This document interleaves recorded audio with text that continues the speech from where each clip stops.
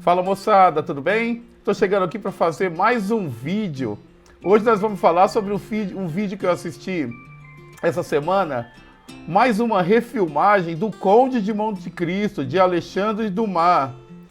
Aliás, gente, essa história do Conde de Monte Cristo, de Dumas, rende tanta coisa, é uma história tão maravilhosa, é uma coisa tão bonita, uma coisa tão bem feita, que é fantástico. Tudo que Dumas faz é legal. Os Três Mosqueteiros, O Homem da Máscara de Ferro, um escritor do século XIX, onde ele consegue englobar tanta coisa em poucos livros.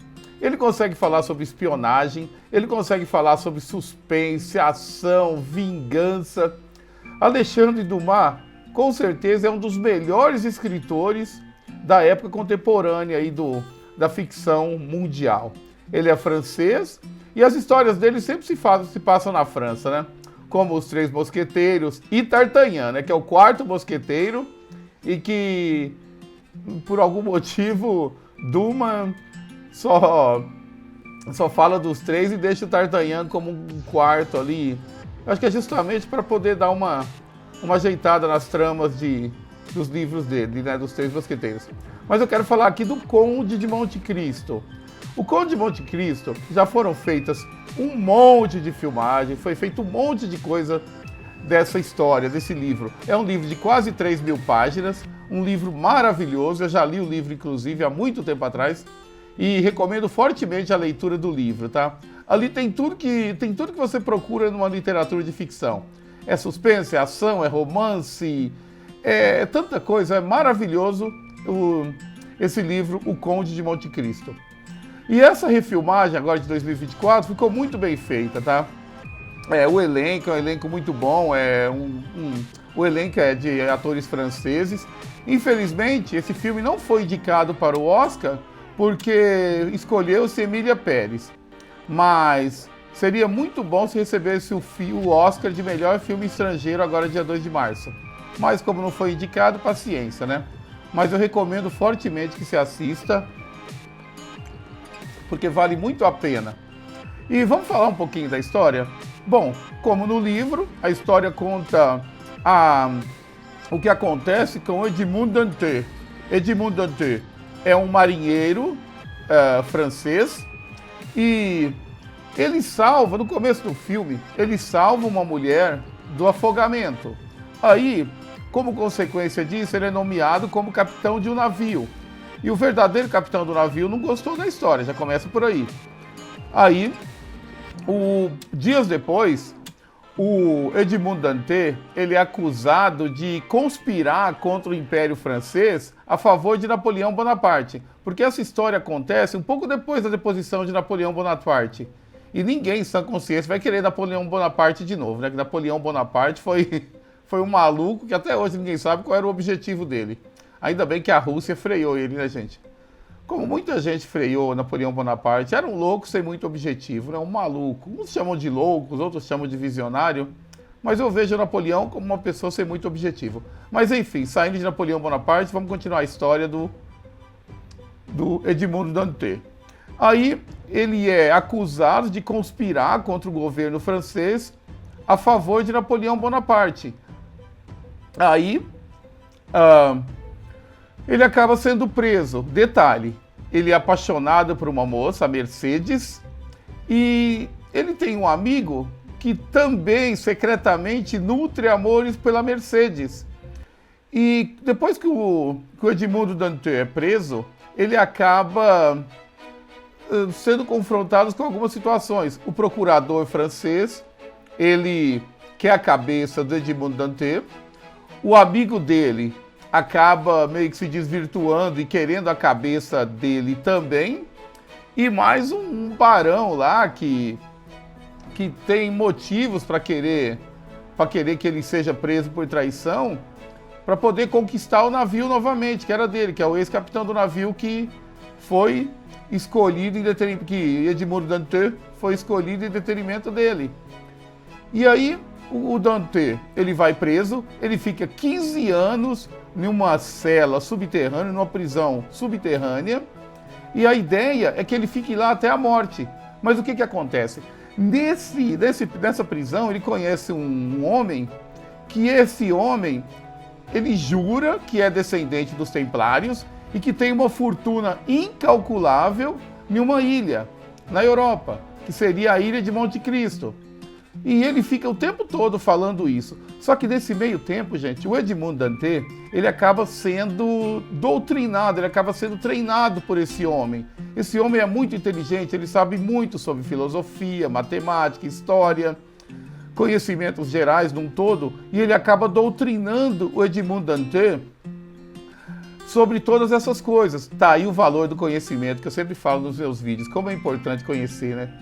E aí, no final, quando está dando quase 15 anos que Edmond Dantès está preso, esse amigo dele, o Abade, né, como eles chamam, o Abade, ele acaba morrendo. E aí, eu vou tentar não dar muito spoiler, mas depois esse homem acaba morrendo e através da morte desse homem, o Edmond Dantès acaba conseguindo sair da prisão.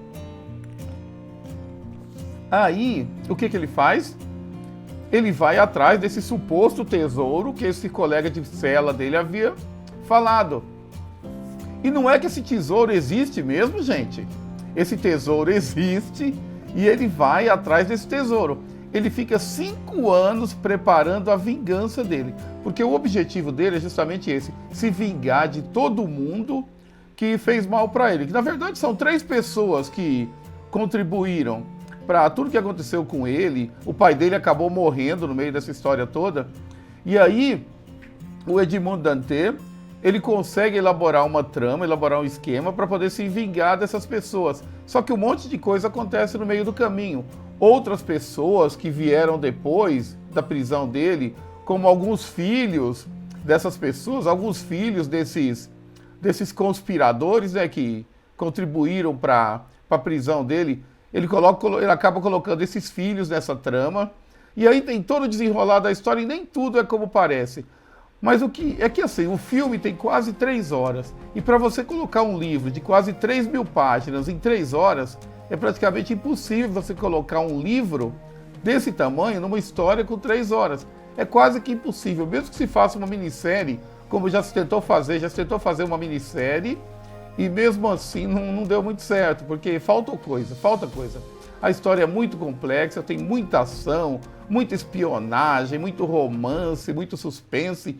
Vale muito a pena assistir. Qualquer versão do Conde de Monte Cristo que você assistir, vale a pena, porque é muito legal. E aí a trama se desenrola, e aí o Edmond Dantès acaba se vingando desses inimigos dele. Só que toda vingança ela nunca sai do jeito que a pessoa espera, mesmo porque a vingança não é uma coisa boa, né? As religiões mesmo pregam isso, né?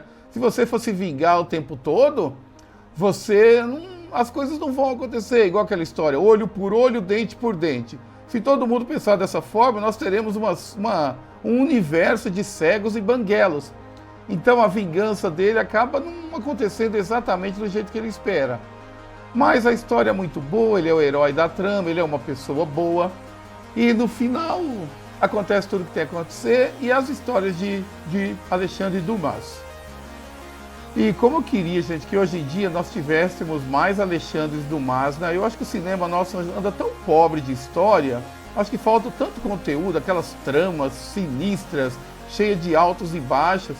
Agora você vê, nos vem um escritor do século XIX trazer isso pra gente nos dias de hoje.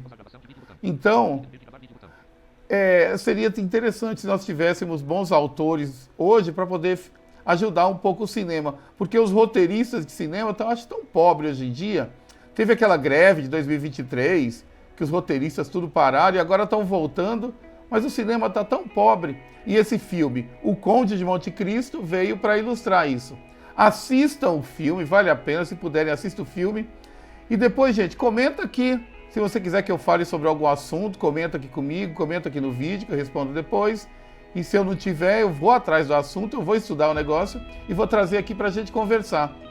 E leiam O Conde de Monte Cristo, assistam o filme, leiam os livros, Os Três Mosqueteiros, O Homem da Máscara de Ferro também. Aliás, tem um filme muito bom com o Leonardo DiCaprio, que eles conseguem misturar os Três Mosqueteiros e o Homem da Máscara de Ferro em um único filme. É um filme muito bom também para se assistir.